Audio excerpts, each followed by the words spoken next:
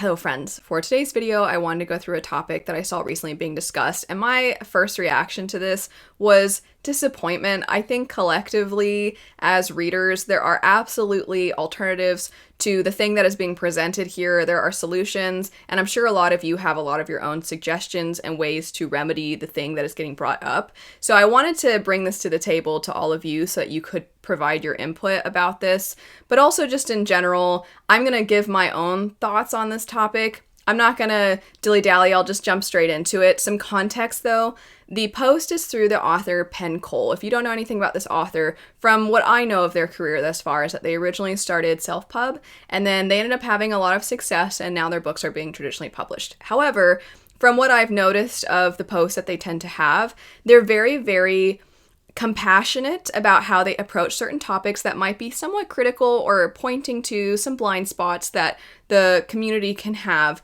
But they're always, I think, having the intention of looking out for their fellow authors, especially the ones that are still indie and traditionally published, which I really appreciate. An author that now has a safety net in their career to then take the time to still sort of look at other problems that exist and do what they can to shed light on those things. I think that's great. So I wanted to also sort of boost this topic, but as I said, I would love your input on this as well. So the idea says, every time I see someone saying they're waiting to read an indie series until it's finished, without fail, I go to their Instagram and see them rushing to buy Onyx Storm or another huge incomplete trad series.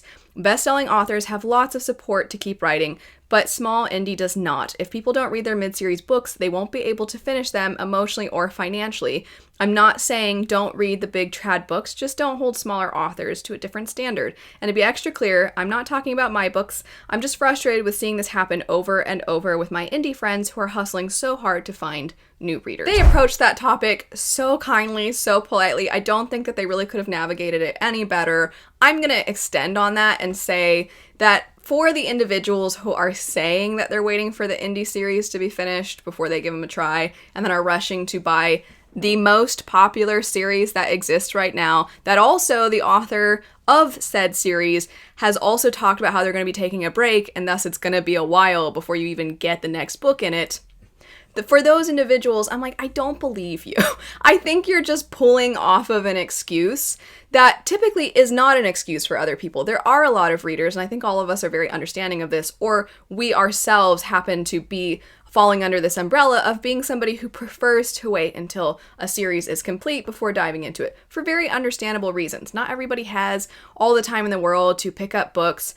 And so if they're going to jump into a series, they don't want to then have to reread the books in the series every single time a new installment comes out, especially for series that are more than just a duology or a trilogy. Your memory is probably going to lose some of the finer details. So the idea of, I have all these books I want to get around to, but I also then need to reread books I've already read just so that I can know what's going on and I can be a good reader when I go into the next installments. Yeah, I absolutely understand why somebody would want to wait, but I don't believe you when you say you don't want to pick up a series just because it's not complete, but you say that only for the authors who have the least bit of security in their careers. You say that for them, it doesn't behoove you to be associated with these smaller hidden gem series because they're not the popular books. They're not the ones that are being talked about. They're not the ones that, as this author stated, that I'm not putting this thought onto them. I'm just pointing out that they mentioned when they go to their Instagram pages, which means they probably have some kind of account where they want to talk about popular things because they know it's going to boost them. So it's an insult a little bit to say and use this thing that is a very real thing for a lot of readers. You're using this as an excuse so that you don't have to show any support to authors who are really struggling. And there's a lot of issues that I have with this. One, I just don't like when people are lying. I don't like it, so there's that. But two, the idea that indie authors do not have as much security is, I think, something that doesn't really need to be expanded on. I think most people understand why traditionally published authors have a little bit more of a safety net with their careers than indie authors do, mostly by way of their finances, as indie authors have to put everything up front. They have to spend a lot of money when it comes to formatting. They have to spend a lot of money when it comes to editing. They have to spend a lot of money when it comes to cover design and for cover art. They have to do all these things themselves. Then they have to try and market themselves. And apparently you're asking them to spend 5 to 10 years likely of their lives doing this with no compensation in return because you don't want to pick up their series, but you're going to rush out to buy one of the most popular series that exists right now that isn't going to be complete for we don't know how long. So what's frustrating about this, there's a ton of things that are annoying about it, but the idea for authors beyond just the financial struggles that it takes to do something as an indie author, so many of our complaints collectively as a community that we have right now about publishing and about trends are rooted in how frequently things feel the same. We feel as though we're hitting the same notes over and over and over again, and we would like some variety. And where can you find that variety? Oftentimes, you find it in indie spaces. And in some ways, indie authors are driving trends because certain indie authors will reach success because they are actually doing something outside of the mold. And then those authors will sometimes get picked up and be traditionally published. And then that sort of starts at least some kind of new conversation or new direction that you might be seeing fantasy or subgenres go into.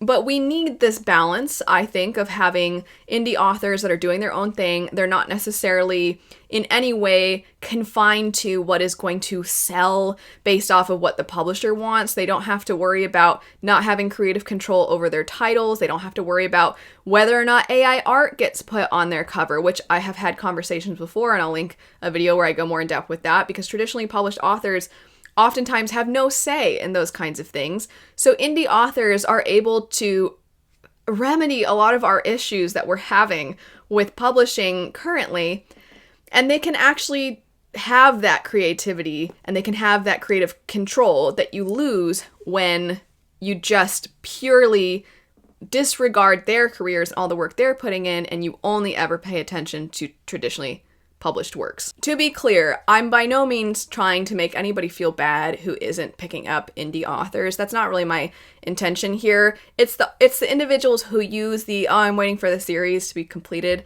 as an excuse when they don't hold the traditionally published books to that standard. They might insist the reason they don't hold trad authors to that is because they feel like, based off the fact that they have an entire publishing house surrounding them and doing a lot of the work for them, meaning they don't have to find a trustworthy editor or a trustworthy formatter. They don't have to do that themselves. They just write the manuscript, which I'm reducing this. I understand there's a lot of work, but that is one of the components that is a positive, a pro for if you choose to be traditionally published, is that you don't have to really worry about having to find all these people. They're in-house. They're within the publishing industry for you, and so you can a little bit more comfortably have the ability to write the stories and not have that anxiety over all those other things. You do tend to still have to market yourself. That is one of those things that I think is a myth, unless you reach insane levels of success like Rebecca Yarros has, who is the individual that wrote the Fourth Wing series, Onyx Storm being the third in that series that Penn Cole references here. Returning though to the point that I was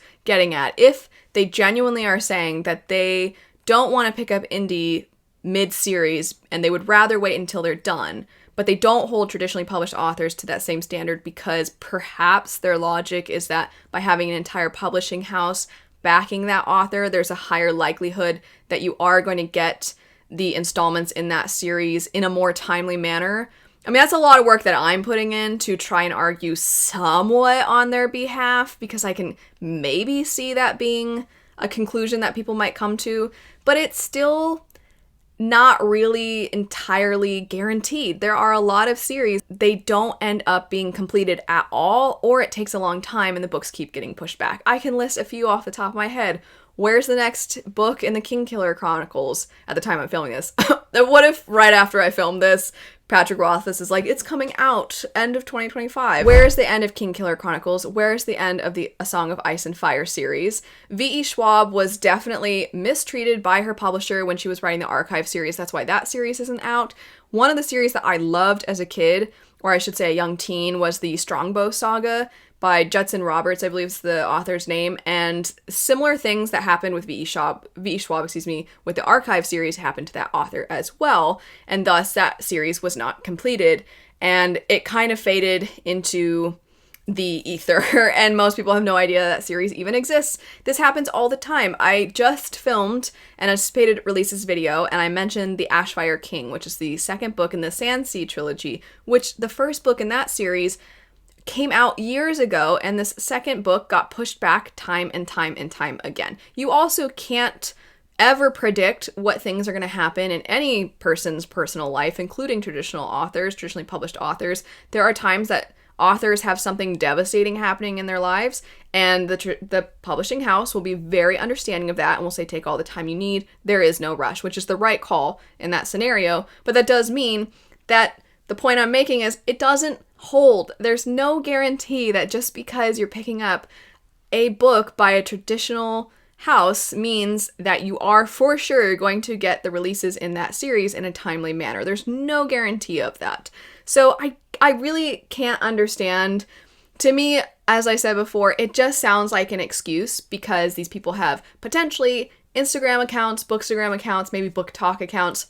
They want people to come to their pages for whatever reason. People tend to post stuff online to be seen. I understand that. But it seems like they just don't want to have to put in the work for this other area, and they just want to hop on the hype train and get potentially the attention and views that they would get by going on said hype trains. Could be wrong. Perhaps that is way too cynical of a way to look at the scenario.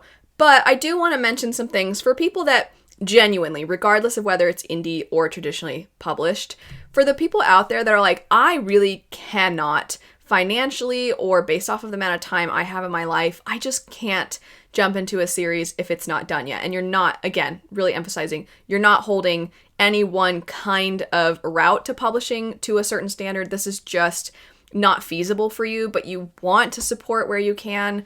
There are options. You can, of course, always request books at your library, and you can request different formats. So for example, maybe your library already has a physical copy of one of the books in a series and you think that the author is great and you're really rooting for them and you want to ensure that they have the means to continue, whether it's traditional or self, because oftentimes traditionally published books, the reasons that things like the Archive series and the Strongbow Saga don't necessarily always continue is because it depends on how well they sell initially. And if they don't sell enough initially, then the publisher can choose to not keep putting the books out. So regardless, if you want to help and you see, okay, well, the physical copy is already in at my library, but there is nothing for any kind of ebook, or they don't have an audiobook in their system, even though those exist, then you can request oftentimes those formats as well.